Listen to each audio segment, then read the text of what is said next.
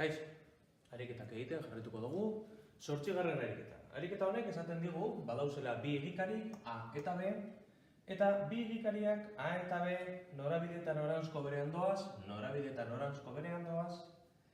A egikaria 80 km/h abiaduraz eta B egikaria 110 km/h abiaduraz. Eta bata bestetik 30 km-tako distantzia da.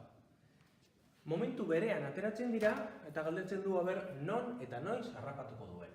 Orduan, norabide eta noranzko berean dauzenez, hemen harrapatzen duela esaten badaugu, zer gertatzen da hemen? Hemen esan dezakegu, hau dela SB, bai?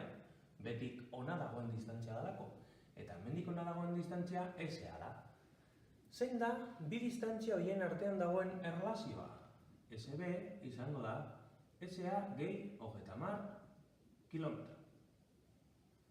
Hau da ariketa egiteko erabiliko dugun oinarria. Hori egin aurretik, egikari bakoitzak dituen parametroak ikusiko ditugu. VB, bere abiadura, denbora batean egongo da mugimenduan.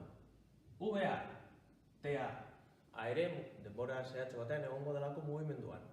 Aldiune berean atera dira. Aldiune berean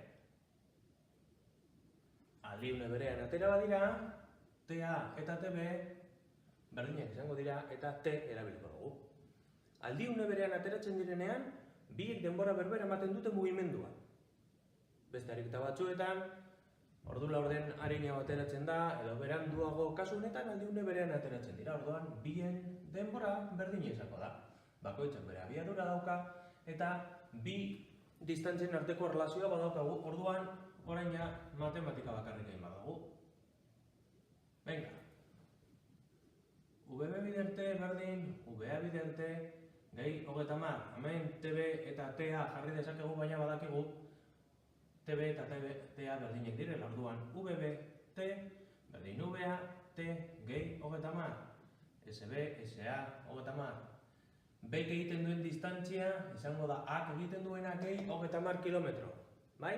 Hori buruan eukita eta denbora berean mugimendua daudela, hau da ateratzen duguna. Orduan, badaukagu 110 T, berdin, 80 T, gehi 30. Hau gona ekarri behar dugu, 110 T, ken 80 T, berdin 30.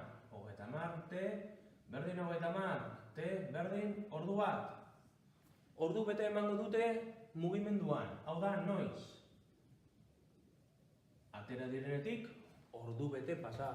Ondoren harrapatzen du bek A. Eta non? Baina, eza izango da, 80 bider bat, VA bider A, VA bider T, 80 kilometrotara. Eta SB, 110 bider bat, VB bider TB, VB bider T, 110 kilometrotara harrapatzen du. Ondo dago, batek 80 kilometro egiten ditu eta besteak 110 eta horrela ere harrapatu egiten du. Bai, zergaitik esan dugulako, bete egiten dela, SB badela, SA gehi 30. Eta 110 ken 80 egiten badugu, 30 ematen dugu. Arinago ateratzen da, astiroago doa, momentu berean ateratzen dira, eta ariketa hau ere, kalkulurik egin gabe erantzuna genuen. Zergatik? Badakigulako 110 kilometro egiten dituela ordu batean. Badakigulako 80 kilometro egiten dituela ordu batean. Hortaz, ordu bat pasa ostean, 80 kilometro egin daukiko ditu, honek 110 kilometro egin daukiko ditu, eta kasualidade 110 eta 80 artean 30 daude, bien arteko distantzia.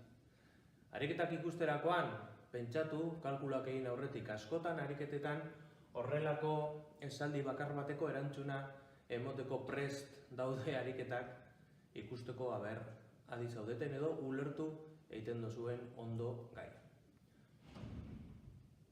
Ulertuta, berriro ikusi bideoa, klaseko ariketak egin eta dudarik badituzue, klasean galdetu. Animo!